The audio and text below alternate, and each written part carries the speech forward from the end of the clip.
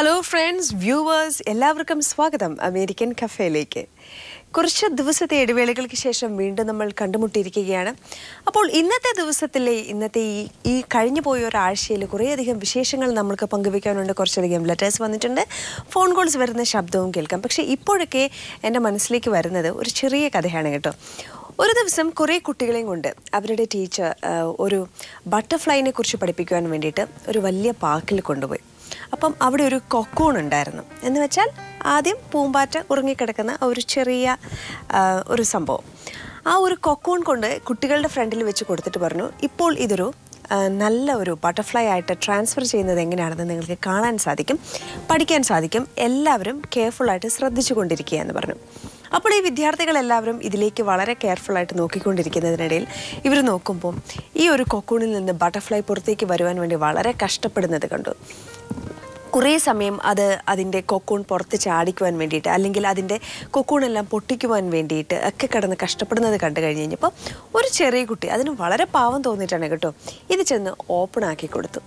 അപ്പോൾ എന്ത് സംഭവിച്ചു എന്ന് വെച്ചാൽ ഏതാനും നിമിഷങ്ങൾക്കുള്ളിൽ തന്നെ ഈ ബട്ടർഫ്ലൈ അവിടെ മരിച്ചു വീഴുകയാണ് ചെയ്യുന്നത്. അപ്പോൾ ടീച്ചറിൻ്റെ അടുത്ത് ചോദിച്ചു കഴിഞ്ഞപ്പോൾ ടീച്ചർ എന്താണ് ഉത്തരം പറഞ്ഞതെന്നറിയോ? ആ ബട്ടർഫ്ലൈ ആ ഒരു കൊക്കൂൺ പൊട്ടിക്കുവാൻ വേണ്ടി എടുക്കുന്ന ശ്രമങ്ങൾ, അതിൻ്റെ പരിശ്രമങ്ങൾ, അതിൻ്റെ കഷ്ടപ്പാട്, ഈ ഒരു പ്രോസസ്സിലൂടെ പോകുമ്പോൾ മാത്രമേ അതിൻ്റെ ചിറകുകൾക്ക് ആകാശത്ത് പറന്നുയരുവാനുള്ള ബലം ലഭിക്കുകയുള്ളൂ എന്ന്. മറ്റൊരാൾ അതിനെ ഹെൽപ്പ് ചെയ്യാൻ വേണ്ടിയിട്ട് ചെല്ലുമ്പോൾ, അതിൻ്റെ കൊക്കൂൺ അതിന് പൊട്ടിച്ചു കൊടുക്കുമ്പോൾ പലപ്പോഴും അതിൻ്റെ ചിറകുകൾക്ക് ആവശ്യമായിട്ടുള്ള എക്സസൈസ് കിട്ടുന്നില്ല. അതുകൊണ്ട് തന്നെയാണ് അത് ജനിച്ച് ഏതാനും നിമിഷങ്ങൾക്കകം അവിടെ മരിച്ചു വീഴുന്നതെന്ന്. നമ്മുടെ ജീവിതത്തിലെ ചില അനുഭവങ്ങളും ഇതുപോലെയൊക്കെ തന്നെ ആയിരിക്കും അല്ലേ? ചില കഷ്ടപ്പാടുകൾ, ചില ബുദ്ധിമുട്ടുകളൊക്കെ വരുമ്പോഴാണ് നമ്മളുടെ മനസ്സിനും നമ്മളുടെ ഒരു വിൽ പവറും ഒക്കെ കുറച്ചുകൂടി കൂടുകയും ജീവിതത്തെയൊക്കെ ഫേസ് ചെയ്യാം എന്നൊരു തോന്നൽ നമ്മൾക്കുള്ളിൻ്റെ ഉള്ളിൽ ഒരു ധൈര്യം സംഭരിക്കുവാനാവുകയും ചെയ്യുന്നത്. ചില നല്ല നിമിഷങ്ങൾ ജീവിതത്തിലേക്ക് വരുമ്പോഴും ചില ദുഃഖകരമായ നിമിഷങ്ങൾ ജീവിതത്തിലേക്ക് വരുമ്പോഴും രണ്ടിനെയും ഒരേപോലെ ബാലൻസ് ചെയ്ത് നോക്കിക്കാണുവാൻ നമുക്ക് കഴിയുന്നതും ഇത്തരം ചില അവസ്ഥകളിലൂടെ ജീവിതം കടന്നു പോകുമ്പോഴാണ്. ഇങ്ങനെ ജീവിതാവസ്ഥകളിലൂടെ കടന്നു പോകുമ്പോഴൊക്കെ മനസ്സിന് സന്തോഷം തരുവാൻ വേണ്ടി ഒരൽപ്പം ഉത്സവങ്ങൾ, ഒരൽപ്പം ആഘോഷങ്ങളൊക്കെ ആകാം അല്ലേ? അപ്പോൾ ഈ ആഴ്ചത്തെ ഒരു പ്രധാനപ്പെട്ട ആഘോഷം എന്ന് പറയുന്നത് 2 ദിവസങ്ങൾക്ക് ശേഷം നമ്മൾക്ക് വലിയ പെരുന്നാൾ ആഘോഷിക്കുകയാണ്. ലോകമെമ്പാടുമുള്ള മുസ്ലിം ജനതകൾക്ക് ഇപ്പോൾ തന്നെ ആശംസകൾ നേർന്നുകൊണ്ട് ഇന്നത്തെ അമേരിക്കൻ കഫേ ഇവിടെ ആരംഭിക്കുകയാണ്. മനസ്സിനെയും ശരീരത്തെയും ഒക്കെ വിശുദ്ധീകരിക്കുന്ന മക്ക യാത്രയിലേക്കായി പുറപ്പെട്ടിരിക്കുകയാണ് ഇന്ത്യയിൽ നിന്നുള്ള കുറേ ആൾക്കാരും. ഇവരുടെയൊക്കെ പ്രാർത്ഥനകളിൽ നമ്മളെയും കൂടെ ഉൾപ്പെടുത്തുമെന്നുള്ള ഒരു പ്രതീക്ഷയിലാണല്ലേ നമ്മളിൽ പലരും.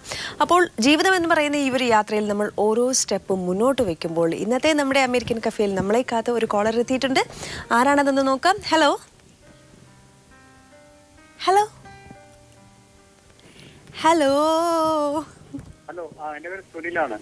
ഓക്കെ ചേട്ടാ, ഒരു അല്പം ശബ്ദം ഉയർത്തി സംസാരിക്കോ? എൻ്റെ പേര് സുനിലാണ്. ഇപ്പൊ കേൾക്കാം. സുനിൽ ചേട്ടൻ എവിടെ നിന്നാണ് വിളിക്കുന്നത്? ഞാൻ മിൽവാക്കി എന്ന് പറഞ്ഞ സ്ഥലം.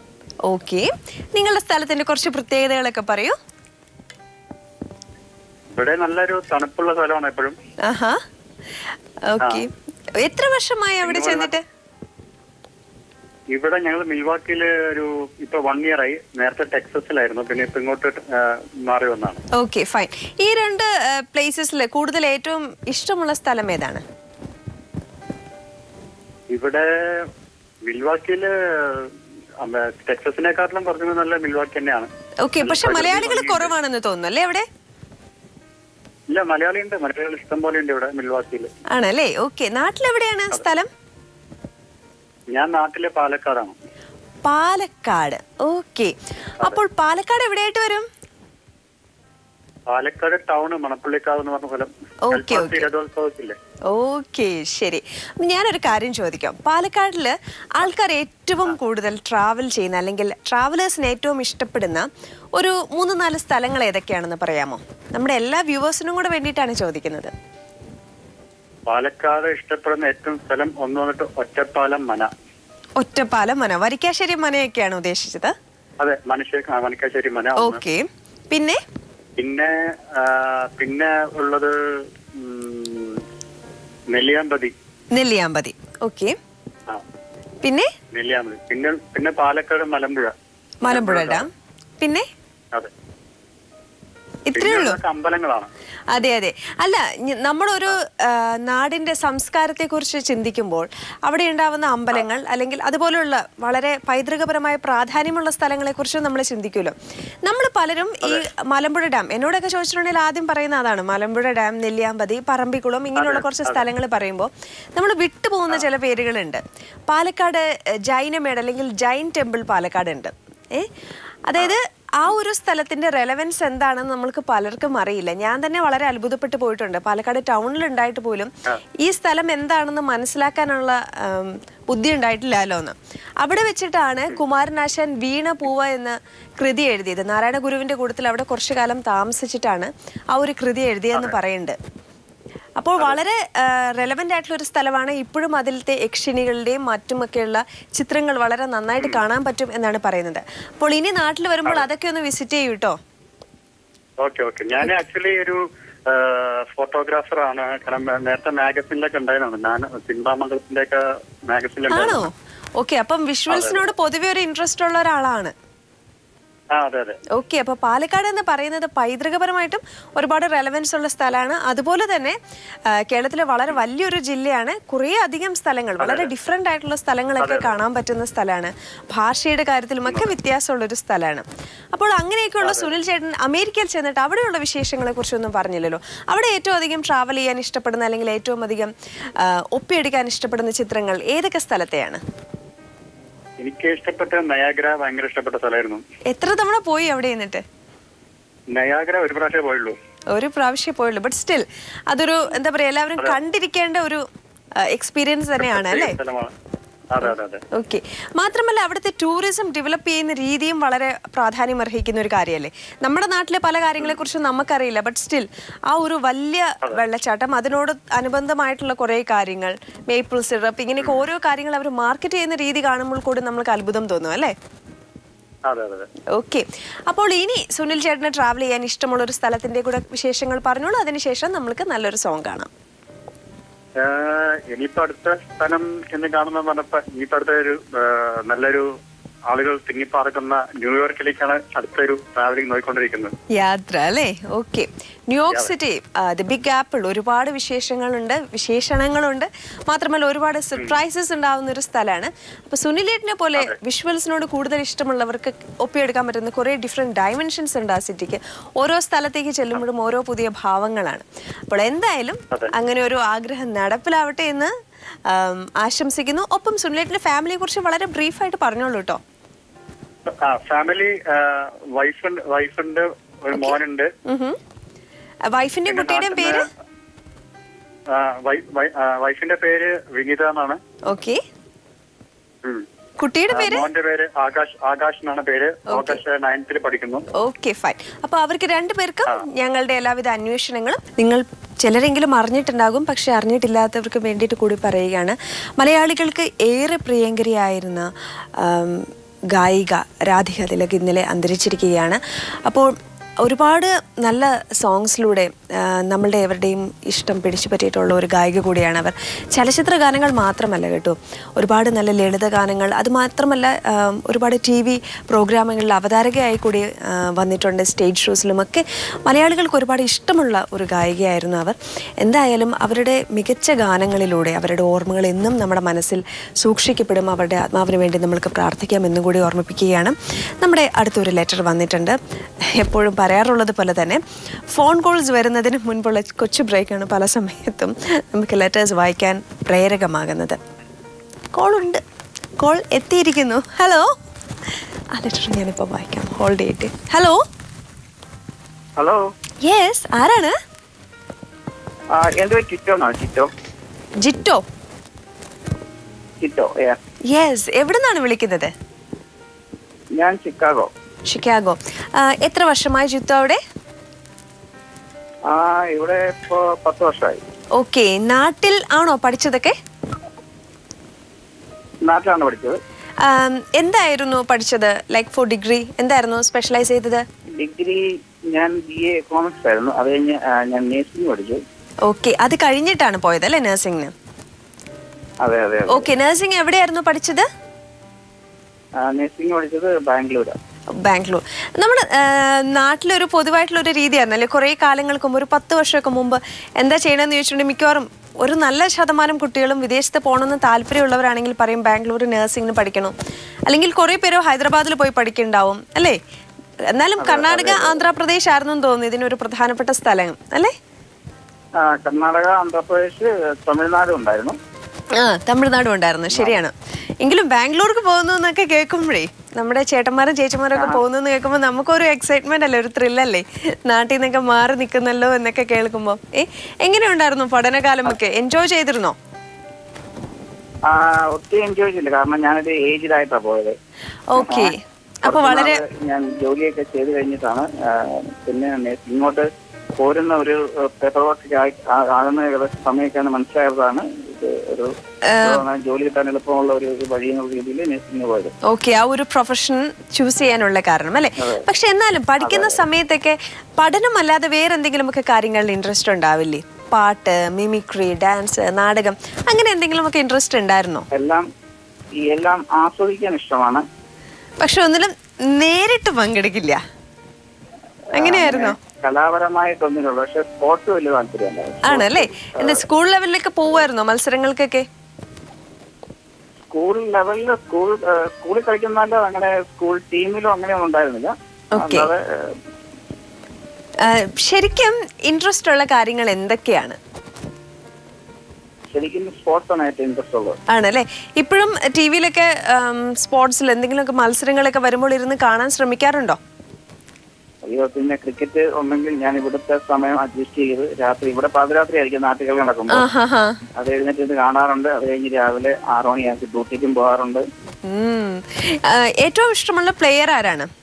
ആരുടെ സ്റ്റൈൽ ഓഫ് പ്ലേ ആണ് കൂടുതൽ താല്പര്യം? ക്രിക്കറ്റിലോ? പറഞ്ഞോളൂ. ക്രിക്കറ്റില് റിക്കി പോണ്ടിങ്ങിന്റെ സ്റ്റൈൽ ആയിരുന്നു. ഇന്ത്യൻസിലേക്ക് വരുമ്പോൾ? ഇംഗ്ലണ്ടിലോ? സോറി, ഇംഗ്ലണ്ട് എന്നല്ല പറഞ്ഞു. ഇന്ത്യക്കാരായ കളിക്കാരിലേക്ക് വരുമ്പോൾ? ഇന്ത്യൻ കളിക്കാരിൽ ധോണി ഇഷ്ടമാണ്. അല്ല, ഇപ്പം ക്രിക്കറ്റിന് പുതിയ രൂപം വന്നിരിക്കുന്നു, പുതിയ ഭാവം വന്നിരിക്കുന്നു, കുറച്ചുകൂടെ മാർക്കറ്റിംഗ് തന്ത്രങ്ങളൊക്കെ നന്നായിട്ട് മനസ്സിലാക്കിയിരിക്കുന്നു, പല രീതിയിലുള്ള ക്രിക്കറ്റ്സ് ഒക്കെ വന്നിട്ടുണ്ട് ഇപ്പോൾ. അപ്പോൾ നമ്മൾ 2020 ഏറ്റവും ഇഷ്ടമുള്ള ആള് സൗത്ത് ആഫ്രിക്കയിലെ ഡി വില്ലിയേഴ്സിനെയാണ്. Okay, fine. അപ്പോൾ നാട്ടിലൊരു എന്താ പറയാ, പണ്ടൊക്കെ ചെറിയൊരു പച്ച കളർ ഒരു ബോൾ വെച്ചിട്ടാണല്ലോ പണ്ട് കളിക്കുന്നത്. ഒരു ചുവന്ന കളർ ഒരു ബോൾ ഉണ്ടാകും, ഒരു റബ്ബർ ബോൾ വെച്ച് കളിക്കുന്ന ക്രിക്കറ്റിൽ നിന്നും അതിൽ നിന്നും ഒക്കെ ഒരുപാട് വ്യത്യാസം ഉണ്ടായിട്ട് ഇപ്പോൾ ടാലന്റ് ഉള്ളവർക്ക് എങ്ങനെയെങ്കിലും ഒക്കെ ഏതെങ്കിലും ഒക്കെ ഒരു ടീമിൽ കയറി പറ്റുവാനുള്ള അവസരങ്ങളൊക്കെ ഒരുപാട് വന്നിട്ടുണ്ട്. നാട്ടിലെവിടെയാണ് വീട്? കോട്ടയത്ത് എവിടെ? കോട്ടയം പ്രോപ്പർ കുമരകം പോകുന്ന റൂട്ടില്. ഓക്കെ, അപ്പൊ നല്ല മീൻകറിയൊക്കെ കഴിക്കുന്ന ആളായിരിക്കും അല്ലേ? അതെ അതെ അതെ. ഓക്കെ, അപ്പോൾ ഇന്നത്തെ ഞായറാഴ്ചത്തെ സ്പെഷ്യൽ എന്താന്ന് കൂടെ പറഞ്ഞോളൂ. ഇന്ന് ഞങ്ങൾക്ക് ജോലിയായിരുന്നു ഉച്ചവരെ, അതുകൊണ്ട് സ്പെഷ്യൽ അങ്ങനെ ഒന്നും ഉണ്ടാക്കിയില്ല. പക്ഷേ സാധാരണ ഉണ്ടെങ്കിൽ ഞായറാഴ്ചകളിൽ സമയം കിട്ടിയാൽ ഇതിനൊക്കെ ട്രൈ ചെയ്യുന്ന ആളാണോ? അടുക്കളയിലൊക്കെ കയറി കഴിക്കാൻ ഞാൻ ട്രൈ ചെയ്യും, വൈഫ് കുക്ക് ചെയ്യും. ഓക്കെ, അപ്പം എക്സലന്റ് ആയിട്ട് കുക്ക് ചെയ്യുന്ന വൈഫിന്റെ പേര് പറഞ്ഞോളൂ. വൈഫിന്റെ പേര് രാഖി. ഓക്കെ, കുട്ടികളായോ? ഒരു കുട്ടിയുണ്ട്. ഓക്കെ, പേര് പറയൂ കുട്ടിയുടെ. ഹലോ, കുട്ടിയുടെ പേര് പറഞ്ഞില്ല, നമുക്ക് വേഗം. Okay, Scindia. Okay, fine. Scindia എന്ന് പറഞ്ഞ മൂൺ ഗോഡ് എന്നല്ലേ അർത്ഥം? Okay, fine. അതുപോലെ തന്നെ ഒരു നല്ല മിടുക്കിയായിട്ട് വളരട്ടെ എന്ന് ആശംസിക്കുന്നു. ഇതാണ് പ്രശ്നം, നമ്മൾ മലയാളികളുടെ ഒരു കുഴപ്പം. ഇതാണ്, ഒരു വാക്ക് പറഞ്ഞാൽ അത് പൂർത്തിയാക്കുന്നതിന് മുമ്പ് ചിലപ്പം വെയിറ്റ് ചെയ്യുന്നു എന്ന് പറഞ്ഞിട്ടുള്ളൊരു 10 സെക്കൻഡ് ആകുമ്പോഴേക്കും ചിലരുടെ ക്ഷമ നശിച്ച് ഫോൺ വെച്ചിട്ട് പോകും. അപ്പോൾ നമ്മുടെ ഇന്നത്തെ അടുത്ത ലെറ്റർ ഞാൻ ഈ പറഞ്ഞുകൊണ്ടിരിക്കുന്നു. ഫോൺ ഉണ്ടല്ലോ എന്ന് പറഞ്ഞിട്ട് ഞാൻ ആ ഫോണിൻ്റെ എന്താ പറയുക, സംസാരിക്കാൻ വേണ്ടിയിട്ടുള്ള തിടുക്കത്തിനിടയിൽ ലെറ്റർ വായിക്കാൻ വേണ്ടി എടുത്ത ലെറ്റർ എടുത്ത് വീണ്ടും മാറ്റി വെച്ച് പോയെങ്കിലും നമ്മളിപ്പോൾ തന്നെ വീണ്ടും അടുത്ത ലെറ്റർ എടുക്കുകയാണ്. Dear American cafe, Though you call this show American Cafe, I feel like sipping our strong Tattagada coffee while watching this. And the letter is from Amala Rajiv. കുറച്ച് നേരമായിട്ടോ അമല രാജീവ് ഞാൻ ഈ കയ്യിൽ ഈ ഒരു ലെറ്റർ പിടിച്ചിട്ട് അങ്ങോട്ടും ഇങ്ങോട്ടൊക്കെ നോക്കിയിരിക്കുന്നു. പക്ഷെ ഓരോ കോളേജ് വന്നത് പോയതുകൊണ്ട് അമലയുടെ ലെറ്റർ വായിക്കാൻ ഞാൻ ഒരല്പം താമസിച്ച് പോയി. പക്ഷെ കുഴപ്പമില്ല, അമലയുടെ പ്രാർത്ഥന അല്ലെങ്കിൽ അമല ലെറ്റർ എഴുതുമ്പോഴുണ്ടായിരുന്ന ഒരു ഇൻറ്റൻഷൻ തന്നെയാണ് ഇപ്പോൾ വിജയിച്ചത്. നമ്മുടെ ഒരു കോളർ വന്നിട്ട് വളരെ പെട്ടെന്ന് ഫോൺ വെച്ചിട്ട് പോയിരിക്കുകയാണ്. അപ്പോൾ അമലയുടെ വിശേഷങ്ങളിലേക്ക് വായിക്കാം. Listening to old news, gossips and songs, this 1 hour brings back memories to my old days. I was working as a primary health center nurse in Wayanad for 3 years, and then I got married to Rajiv and got settled in Michigan, US. Though I'm working here in a hospital, I always love my days in Wayanad. വളരെ beautiful ആയിട്ടുള്ള ഒരു സ്ഥലമാണ് വയനാട് എന്ന് പറയുമ്പോൾ. ഞാൻ എപ്പോഴും ഈ സ്ഥലങ്ങളെ പറ്റി പറഞ്ഞിട്ടുണ്ടെങ്കിൽ വളരെ എക്സൈറ്റഡ് ആവും കേട്ടോ. കാരണം എന്താണെന്ന് വെച്ചാൽ ഗോഡ്സ് ഓൺ കൺട്രി എന്ന നമ്മുടെ കേരളത്തെക്കുറിച്ച് നമ്മൾ എപ്പോഴും വാനമുട്ടെ പുകഴ്ത്തി എപ്പോഴും പറയുമെങ്കിലും പലർക്കും ഇവിടെയുള്ള വളരെ നല്ല ഡെസ്റ്റിനേഷൻസിനെ കുറിച്ചൊന്നും ധാരണയില്ല. അതിപ്പോൾ കേരളത്തിൽ സ്ഥിരമായി താമസിക്കുന്നവരായാലും മലയാളികൾ ആരെങ്കിലും നാട്ടിൽ വെക്കേഷൻ വന്നാലും. വെയിറ്റ്, ഒരു കോൾ വന്നിട്ടുണ്ട്. ആരാണെന്ന് നോക്കാം. അമല ഒന്ന് വെയിറ്റ് ചെയ്യും. ഹലോ ഹലോ, അത് പിന്നെ കളിപ്പിക്കാനായിരുന്നു എന്ന് തോന്നുന്നു. ഹലോ, അത് കേട്ടില്ലേ? അമല വീണ്ടും വിജയിച്ചിരിക്കുന്നു. അമല എന്തായാലും നന്നായി പ്രാർത്ഥിക്കുകയും നല്ല മനോബലമൊക്കെ ഉള്ള ഒരാളാണെന്ന് തോന്നുന്നു. അമല ഒരു കാര്യം മനസ്സിൽ വിചാരിച്ചാൽ അത് നടത്തിയിരിക്കും. രജനീകാന്തിൻ്റെ സ്റ്റൈലുള്ളവരാണ്. ഒരു തവണ சொன்னாலும் അത് 100 തവണ சொன்ன മാതിരി. Sometimes we used to walk miles and miles to reach the tribal colonies. Fine. The kids, mothers, young mothers, old people would be waiting for us then. They were lacking so many basic things in life, yet the smile in their faces couldn't replace the lucky lives of any celebrities. They love you without any demands. If I ever get a chance, I will visit them once more. Please play a song for me and for my husband. Love, Amala Rajiv. ഇപ്പോൾ ഒരു സ്ഥലത്തെക്കുറിച്ച് പറയുമ്പോൾ അവിടെ എത്ര interesting ആണ് എന്നൊക്കെ നമ്മൾക്ക് പറയാമെങ്കിലും അവിടെയുള്ള ജീവിതങ്ങൾ കുറേയൊക്കെ വ്യത്യസ്തങ്ങളായിരിക്കും. Just like board Amala has told right now. നമ്മൾക്ക് ആ ഒരു ട്രൈബൽ കോളനീസിൽ പോകുമ്പോഴാണ് അവരുടെ ജീവിതം എന്തൊക്കെ ദുരിതങ്ങൾ നിറഞ്ഞിട്ടുള്ളതാണ്, അല്ലെങ്കിൽ എന്തുമാത്രം ബുദ്ധിമുട്ടുകൾ, അവർക്ക് എന്തുമാത്രം പ്രശ്നങ്ങൾ അവിടെ ഫേസ് ചെയ്യേണ്ടി വരുന്നു എന്നൊക്കെ മനസ്സിലാവുന്നത്. പക്ഷേ സ്റ്റിൽ നമ്മുടെ നാട്ടിലുള്ള ഈ പ്രൈമറി ഹെൽത്ത് സെൻറ്റേഴ്സിലുള്ള നഴ്സസ് ആവട്ടെ, ഡോക്ടേഴ്സ് ആവട്ടെ, അവിടെ പോയി ഇവരെ സെർവ് ചെയ്യാമെന്ന് തീരുമാനിക്കുന്ന ഓരോ വ്യക്തിയുടെ ഉള്ളിലും ഒരു വലിയൊരു ധൈര്യമുണ്ടായിരിക്കും. ഇപ്പോൾ കാട്ടാന വന്നാലും കടുവ വന്നാലും മഴ വന്നാലും അതിലൂടെ നടക്കുമ്പോഴേക്ക് എന്താ പറയുക, നടക്കാൻ പറ്റാത്ത രീതിയിലുള്ള എന്തെങ്കിലുമൊക്കെ അപകടങ്ങൾ, പാമ്പുകളൊക്കെ വന്നിട്ടുണ്ടെങ്കിലും എന്തൊക്കെയായാലും ശരി ആ ഒരു ഡെസ്റ്റിനേഷനിൽ അവർ എത്തിച്ചേരുകയും ചെയ്യും. അവർക്ക് വേണ്ട കാര്യങ്ങൾ ചെയ്യാനുള്ളൊരു നല്ല മനോബലം അവർക്കുണ്ടാവും. എന്തായാലും എന്തായിരുന്നു പേര്, അമല പറഞ്ഞിരിക്കുന്നത് പോലെ തന്നെ ഇത്തരം കാര്യങ്ങളൊക്കെ ചെയ്യുമ്പോൾ നമ്മൾക്ക് കിട്ടുന്ന സന്തോഷം എന്ന് പറയുന്നത് വേറെ ജീവിതത്തിലുള്ള ഒരു കാര്യത്തിനും നമുക്ക് റീപ്ലേസ് ചെയ്യാൻ പറ്റില്ല. വളരെ അണ്ടർ പ്രിവിലേജ്ഡ് എന്ന് നമുക്ക് തോന്നുന്ന ആൾക്കാർക്ക് വേണ്ടി എന്തെങ്കിലുമൊക്കെ ചെയ്യുമ്പോഴാണ് ലൈഫിൽ നമ്മൾക്ക് കൂടുതൽ കാര്യങ്ങൾ അച്ചീവ് ചെയ്യാനുള്ളൊരു തോന്നലുണ്ടാകുന്നത്. മാത്രമല്ല നമ്മുടെ ലൈഫ് കൊണ്ട് എന്തെങ്കിലുമൊക്കെ ഒരു പ്രയോജനം ഉണ്ടായി എന്ന് തോന്നുന്നത്. അപ്പോൾ അമല പറഞ്ഞിരിക്കുന്നത് പോലെ തന്നെ നമ്മുടെ നാടുകളിലും മറ്റുള്ള നാടുകളിലുമൊക്കെ നമുക്ക് ഹെൽപ്പ് ചെയ്യാൻ പറ്റുന്ന ഓരോരുത്തരെയും ഹെൽപ്പ് ചെയ്യാവുന്ന ഓരോ അവസരങ്ങളും നമുക്ക് വിനിയോഗിക്കാം. അങ്ങനെ അതുമാത്രമല്ല, ഇങ്ങനെയുള്ള അവസരങ്ങൾ എന്താണെന്ന് നമ്മൾക്ക് തേടി പിടിക്കുകയും ചെയ്യാം. നമ്മളുടെ ഒരു വലിയ ഗ്രൂപ്പ് ഉണ്ടാക്കി FB ഗ്രൂപ്പോ വാട്സപ്പ് ഗ്രൂപ്പിലോ ഒക്കെ ഇപ്പോൾ ഇങ്ങനെയുള്ള ചെറിയ ചെറിയ ഗ്രൂപ്പ്സൊക്കെ വളരെ നല്ല കാര്യങ്ങൾ ചെയ്യാൻ വേണ്ടി മുന്നോട്ട് ഇറങ്ങുന്നുണ്ട്. അതും വളരെ നല്ല കാര്യമാണ്. ഇത്തരമുള്ള എല്ലാ കാര്യങ്ങളെയും നമുക്ക് പ്രോത്സാഹിപ്പിക്കാം. നമ്മളിപ്പോൾ പ്രോഗ്രാം കണ്ടുകൊണ്ടിരിക്കുകയാണ്. നിങ്ങളിൽ എല്ലാവരും പലരും അമേരിക്കയിലാണ്. ഇപ്പം നാട്ടിലേക്ക് അത്രയൊക്കെ മിസ് ചെയ്യണമെങ്കിൽ ഒരു ഫ്ലൈറ്റ് എടുത്ത് നാട്ടിലേക്ക് വരിക എന്നൊരൊറ്റ ഓപ്ഷനേ ഉള്ളൂ. ഹലോ, ഉറക്കെ പറയോ? ഹലോ, യെസ്, ആരാണത്? മനോജിന്റെ അമ്മയാണ്. മനോജിന്റെ അമ്മ, ഓക്കേ. എവിടെ നിന്ന് വിളിക്കുന്നു? ന്യൂജേഴ്സി. ഓക്കെ, എന്ത് ചെയ്യായിരുന്നു ഞായറാഴ്ച? ഞായറാഴ്ച പർച്ചേസിംഗിലായിരുന്നു. ആയിരുന്നോ? അതെല്ലാം കഴിഞ്ഞോ? സ്വസ്ഥം വീട്ടിലെത്തിയോ? കഴിഞ്ഞു. ഒക്ടോബർ 3 നാട്ടിലേക്ക് പോവുകയാണ്. ഓക്കെ, നാട്ടിലെവിടെയായിരുന്നു വീട്? പാലക്കാട്. പാലക്കാട്. ഒരു പാലക്കാടുകാരന്റെ ഫോൺ കോൾ കഴിഞ്ഞതേ ഉള്ളൂ. പാലക്കാടിനെ കുറിച്ചുള്ള കുറേ വിശേഷങ്ങളൊക്കെ പറഞ്ഞു. അപ്പോൾ ഇപ്പോൾ കുറച്ച് ദിവസങ്ങൾ പാലക്കാട് എവിടെയാണെന്ന് പറയൂ ഒന്നുകൂടെ സ്ഥലം. പാലക്കാട് യാക്കര ക്നാശ്ശേരി. ക്നാശ്ശേരി. ഓക്കെ. യാക്കര ഒരു പാലമൊക്കെ ഇല്ലേ? യാക്കര പാലം. അത് കഴിഞ്ഞ അടുത്തുള്ള സ്ഥലം തന്നെ ക്നാശ്ശേരി. ക്നാശ്ശേരി. ഓക്കെ. വളരെ എന്താ പറയാ രസമുള്ള പേരുകളാണ് പാലക്കാടിലെ ഓരോരോ സ്ഥലങ്ങളെ കുറിച്ച് കേൾക്കുമ്പോൾ കേട്ടോ. കുറച്ച് ഈ തമിഴ് ടച്ചുള്ള പേരുകളുണ്ട്, പ്യോ മലയാളം ആയിട്ടുള്ള പേരുകളുണ്ട്. അത് മാത്രമല്ല ഓരോ സ്ഥലത്ത് ചെന്ന് കഴിയുമ്പോഴത്തേനും വളരെ ഡിഫറെൻ്റ് ആയിട്ട് തോന്നും.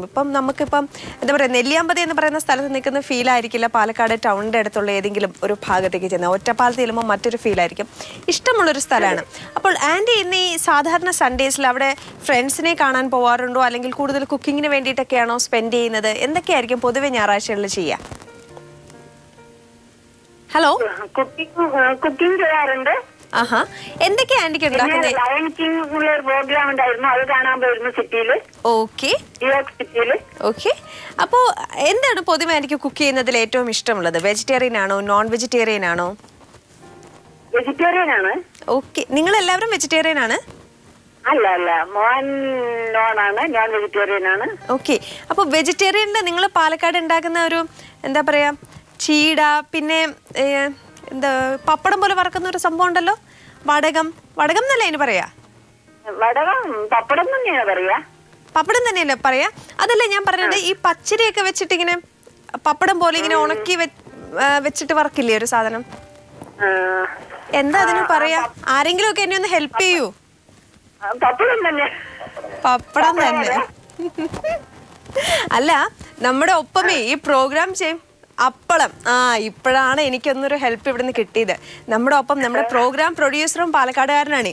അപ്പോഴേ ഞാനൊന്ന് ഹെൽപ്പ് ചെയ്യുമെന്ന് പറയുമ്പോൾ മിണ്ടാതെ ഇങ്ങനെ ഇരിക്കുക. ഞാൻ എന്തെങ്കിലും പൊട്ടത്തരം പറയുന്നുണ്ടോ എന്ന് ഇങ്ങനെ ശ്രദ്ധിച്ച്, എങ്കിൽ പിന്നെ കുറ്റം പറയാലോ അല്ലേ? ഓക്കെ. പക്ഷെ അല്ല, അങ്ങനെയുള്ള സംഭവങ്ങളൊക്കെ ഉണ്ടാക്കാൻ വേണ്ടിയിട്ട് നിങ്ങളുടെ അവിടെ പാലക്കാട് വീടുകളിൽ ചെല്ലുമ്പോൾ ഇങ്ങനെ കാണാം വലിയ ബോക്സസിൽ ഇങ്ങനെ ഉണ്ടാക്കി വെച്ചിരിക്കുന്നത്, ഇങ്ങനെ ജീരകവും എള്ളും ഒക്കെ ഇട്ടിട്ട് അല്ലേ? നല്ല ടേസ്റ്റ് അല്ലേ അത്? എനിക്ക് അതൊക്കെ ഇഷ്ടമാണെന്ന് പറയായിരുന്നു. പിന്നെ നിങ്ങൾക്കൊരു മുളക് വറുത്ത പുളി ഇല്ലേ? ഉണ്ടല്ലേ. പിന്നെ ചേനുപ്പേരി അല്ലേ? പിന്നെ എനിക്ക് ഇഷ്ടമുള്ള 1-2 സംഭവങ്ങളുടെ കൂടെ പേര് പറയൂ, കേൾക്കട്ടെ. പറയൂ ആന്റി, 2-3 സംഭവങ്ങളുടെ കൂടെ പറയൂ. ഓക്കെ. പിന്നെ നിങ്ങളുടെ അവിടെ രസത്തിൽ ഇത്തിരി ശർക്കര ഇടില്ലേ എടുക്കാൻ നേരത്ത്? ഒരു നുള്ളല്ലേ? എനിക്കിഷ്ടമാണ് അവിടുത്തെ ശർക്കര ഇട്ട രസം. ഓക്കെ. തേങ്ങ അരച്ചു വെച്ച സാമ്പാർ, ഇതൊക്കെ ഇഷ്ടമാണ്. ഇതിങ്ങനെ പറയാൻ. അതെ, വളരെ നല്ല ടേസ്റ്റ് ആണ് കേട്ടോ നിങ്ങളുടെയൊക്കെ ഫുഡ്. അത് മാത്രമല്ല ആന്റി, ഇപ്പൊ അവിടെ ചെന്ന് ഫുഡൊക്കെ ഉണ്ടാക്കുമ്പോൾ പൊതുവെ എല്ലാവർക്കും ഏറ്റവും ഇഷ്ടമുള്ള ഐറ്റം എന്താണ്? ഫ്രണ്ട്സ് ഒക്കെ വീട്ടിൽ വരുമ്പോ ഓക്കെ. അപ്പോ ആന്റി, നമുക്കൊരു നല്ല സോങ് കാണുവാനുള്ള സമയമായിട്ടുണ്ട്. ആന്റിയുടെ നാട്ടിലേക്ക് വരുമ്പോഴുള്ള യാത്രയെല്ലാം നന്നായിരിക്കട്ടെ. അത് മാത്രമല്ല ഇനിയും ഒരുപാട് തവണ കൂടുതൽ ന്യൂജേഴ്സിയിലല്ലേ? ഓക്കെ. ന്യൂജേഴ്സി വിസിറ്റ് ചെയ്യാൻ പറ്റട്ടെ എന്നും ആശംസിക്കുന്നു. ഒപ്പം ആന്റിയുടെ ഈ ഒരു കുക്കിംഗ് സ്കിൽസിനെ കുറിച്ച് കൂടുതൽ വിശേഷങ്ങൾ അറിയാൻ വേണ്ടി ആന്റി ഇനിയും ഇടയ്ക്കിടയ്ക്ക് നമ്മൾക്ക് ഫോൺ ചെയ്യുക. നമ്മളും ഇതുപോലുള്ള കൂടുതൽ വിശേഷങ്ങൾ അറിയുവാനും അത് മറ്റുള്ളവരുടെ അടുത്ത് ഷെയർ ചെയ്യാനും ഒക്കെ താല്പര്യപ്പെടുന്നവരാണ്. ലോകത്തിലെ ഏറ്റവും അധികം സഞ്ചാരികൾ വിസിറ്റ് ചെയ്യുന്ന, വർഷം തോറും വിസിറ്റ് ചെയ്യുന്ന ഈഫൽ ടവറിൽ പോയിട്ടുണ്ടെങ്കിലും, ലണ്ടനിലെ സെൻട്രൽ ലണ്ടനിൽ പോയിട്ടുണ്ടെങ്കിലും, കുലാലംപൂരിൽ പോയാലും ഒക്കെ നമ്മൾക്ക് കാണാൻ സാധിക്കും. അവിടെയെല്ലാം നിരവധി സോവനീർ ഷോപ്സ് ഉണ്ടാവും. അവരുടെ രാജ്യത്തിൻ്റെ ഏറ്റവും പ്രധാനപ്പെട്ട ട്രാവൽ ഡെസ്റ്റിനേഷൻസ്, അല്ലെങ്കിൽ അവരുടെ രാജ്യത്തെ ഏറ്റവും നല്ല മോണ്യുമെൻറ്റ്സിൻ്റെ പിക്ചേഴ്സ് ഉള്ള ബ്രേസ്ലെറ്റ്സ്, ബുക്സ്, ലീഫ്ലെറ്റ്സ്, ഇങ്ങനെ ഒരുപാട് കാര്യങ്ങൾ സോവനീഴ്സ് ആയിട്ട് കൊടുക്കുന്ന ഒരുപാട് സ്ഥലങ്ങളുണ്ടാകും. പക്ഷെ നമ്മുടെ കേരളത്തിലോ അല്ലെങ്കിൽ ഇന്ത്യയിലെ വിവിധ സ്ഥലങ്ങളിൽ പോകുമ്പോൾ ഇത്തരം സോവനീർ ഷോപ്സ് കാണുക കുറച്ച് വിരളമാണ്. ഇപ്പോഴൊക്കെ കാര്യങ്ങൾ കുറച്ച് മാറി വരുന്നുണ്ടെങ്കിലും നമ്മുടെ നാട്ടിൽ നിന്ന് പോകുന്നവർ കൂടുതലും കൊണ്ടുപോകുന്നത് നമ്മുടെ നാടിൻ്റെ ഓർമ്മകളാണ്. നമ്മുടെ നാട്ടിൽ നിന്ന് മാറി താമസിക്കുന്ന പ്രവാസി മലയാളികളാകട്ടെ നമ്മുടെ നാടിനെ കുറിച്ചുള്ള ഏറ്റവും മധുരതരമായ ഓർമ്മകളും മനസ്സിൽ പേറിക്കൊണ്ടാണ് ഇരിക്കുന്നത്. ഇഷ്ടമുള്ള ഭക്ഷണം, ഇഷ്ടമുള്ള സ്ഥലം, ഇഷ്ടമുള്ള വ്യക്തികളൊക്കെ ഓർമ്മിച്ചുകൊണ്ടുള്ള അവരുടെ ലെറ്റേഴ്സും ഫോൺ കോൾസും വരുമ്പോഴാണ് നമ്മൾക്ക് അറിയാൻ പറ്റുന്നത് അമേരിക്കൻ കഫേയിലൂടെ നിങ്ങൾ എത്രമാത്രം നിങ്ങളുടെ നാടിനെ ഇഷ്ടപ്പെടുന്നുവെന്ന് ഉറക്കെ പ്രഖ്യാപിക്കുന്നുവെന്ന്. അപ്പോൾ വീണ്ടും കാണാം അടുത്തയാഴ്ച. അതുവരെ ഏവർക്കും യാത്രാമൊഴി നേരുന്നു. ആൻ എന്ന ഞാൻ.